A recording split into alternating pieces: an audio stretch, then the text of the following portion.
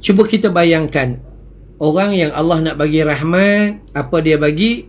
Dia bagi sakit. Tapi orang yang Allah nak bagi azab, apa dia buat? Allah jadikan dia sihat. Orang yang Allah nak bagi rahmat, Allah bagi musibah pada keluarganya. Tapi orang yang Allah nak azab dekat akhirat nanti, Allah bagi kelapangan rezeki. Orang yang Allah nak bagi rahmat, Allah bagi apa? Bagi kesempitan dalam kehidupannya.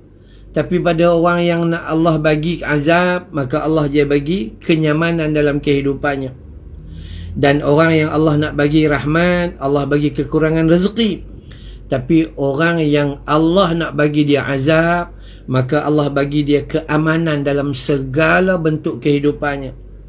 Orang yang Allah nak bagi rahmat, Allah jadikan dia sakit dan sulit dalam matinya. Waktu mati, waktu sakarat, sulit dan sakit. Dilihat nampak seperti teruk.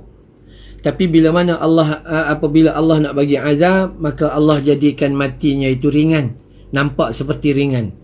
Rupa-rupanya orang yang nak bagi rahmat di dunia, dia didatangi macam-macam ujian, musibah dan sebagainya. Rupa-rupanya di akhirat Allah bagi dia keampunan, dia datang kepada Allah tanpa dosa, seperti mana dia dilahirkan semula oleh ibunya. Rupa-rupanya kemudahan dan rezeki serta kelapangan hidup pada orang yang Allah nak bagi azab, dia datang kepada Allah dalam tak ada kebaikan, kerana dia lalai, tak ada kebaikan, sehinggalah dia tak ada kebaikan untuk menghindarkan dirinya daripada azab neraka Jahannam. Wal'iyadhu billahi min zalik. Saya katakan pula, penulis kitab ni mengatakan bahawa bahasa semakna dengan khabar di atas. Ada hadis Abu Daud dengan sanad yang sahih. Walaupun yang kita baca ni khabar tentang orang yang akan dapat rahmat dan orang yang dapat azab, ini khabar yang ma'thur, dan dia didokong oleh sanad yang sahih riwayat Abu Daud yang disebut oleh Abul Hasan Al-Hishar dari Ubaid bin Khalid As-Sulami dari Nabi SAW, di mana kematian mendadak adalah hukuman yang menyedihkan bagi orang kafir. Kematian mendadak adalah hukuman yang menyedihkan bagi orang kafir. Hadis riwayat Imam Abu Daud, hadisnya disebut sebagai mursal. Hadis ni dhaif, tapi peringatan yang kita dapat adalah kita paling jaga, takut kematian ini datang mendadak kepada kita. Datang mendadak maksudnya kita tidak bersiap, kita tidak diberi peringatan oleh Allah dengan kesakitan, kita tidak diberi peringatan oleh Allah dengan ujian dan musibah, kita tidak diberi ujian oleh Allah dengan kesempitan dan sebagainya. Akhirnya kita leka, maka datanglah satu kematian yang datang itu secara tiba-tiba, mati mengejut, tanpa dapat peringatan. Ini satu kematian yang sangat kita takuti, dan kita harap Allah hindarkan kematian begini kepada kehidupan kita. Satu kematian yang datang secara tiba-tiba, dalam keadaan sihat, dalam keadaan yang ini tiba-tiba kita mati. Maka ini satu benda yang sangat-sangat kita takuti. Kita takut kita mati dalam keadaan kita lalai daripada mengingati Allah Subhanahu wa taala. Sedang menurut riwayat Al-Imam Tirmidzi daripada Aisyah radhiyallahu anha, sesungguhnya mati mendadak itu kenyamanan bagi orang mukmin dan hukuman yang menyedihkan atas orang kafir. Baik, tiba-tiba mati, kata Aisyah adalah satu kematian.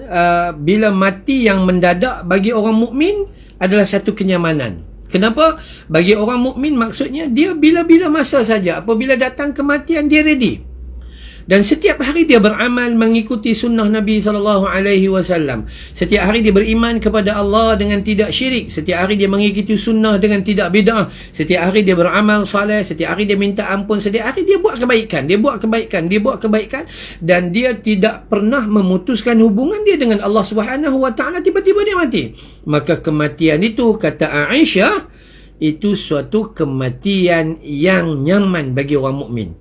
Tetapi kematian yang kita panggil menyedihkan bagi orang kafir, kerana orang kafir ni dia tak dapat hidayah dan tidak kembali kepada Islam. Baik, Ustaz Azizah Ahmad, betul ke apa soalan tadi?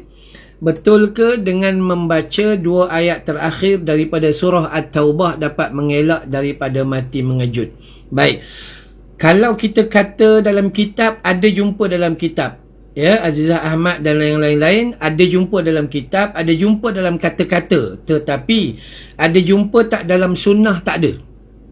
Di dalam hadis yang sahih tidak pernah ada yang mengatakan siapa yang membaca 2 ayat terakhir daripada surah At-Taubah dapat mengelak daripada mati mengejut. Tak ada.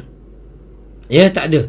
Maka jangan beramal dengan perkara tersebut, ya, sebab amalan tersebut sudah menjanjikan sesuatu yang tidak dijanjikan oleh Allah dan Rasul. Okey, Allah tidak menjanjikan tidak mati mengejut dengan 2 ayat ni. Nabi tidak menjanjikan. Tiba-tiba kita pandai-pandai pula mengatakan siapa-siapa yang beramal dengan 2 ayat terakhir daripada surah At-Taubah dapat mengelak daripada mati mengejut. Ini tak baik. Ini jangan amal. Amallah mengikut sunnah Nabi SAW. Banyak amalan yang Nabi ajar pada kita, dan salah satunya adalah apa? Salah satunya adalah jaga solat fardu. Kerana di antara solat fardu itu adalah sebuah keampunan. Selagi kita elak dosa-dosa besar. Daripada subuh nak sampai ke zuhur, ada zon keampunan. Daripada zuhur nak pergi asar, zon keampunan. Begitulah asar nak pergi maghrib, maghrib isyak dan sebagainya. Kita berada dalam zon keampunan. Daripada subuh, kadang-kadang di antara subuh dengan zuhur kita buat dosa. Maka kita solat je zuhur di awal waktu mengikut cara Nabi, maka kita akan dapat keampunan. Dan selepas solat zuhur atau solat fardu, maka seperti mana yang kita sebut tadi, bacalah Ayatul Kursi, kerana tidak akan menghalang sesuatu seorang manusia daripada masuk syurga Allah, yakni apabila setiap kali dia lepas solat dia baca Ayatul Kursi, melainkan mati je dakhulul jannah. So kalaulah nak baca surah At-Taubah, baca keseluruhannya, jangan baca dengan jaminan dan kepercayaan fadilat-fadilat yang tidak sahih. Nanti kita berdosa kerana beramal dengan sesuatu yang dikatakan bid'atun dalalah atau bid'atun sayyi'ah atau bid'atun mazmumah, satu benda yang tidak seiring dengan hadis Nabi sallallahu alaihi wasallam.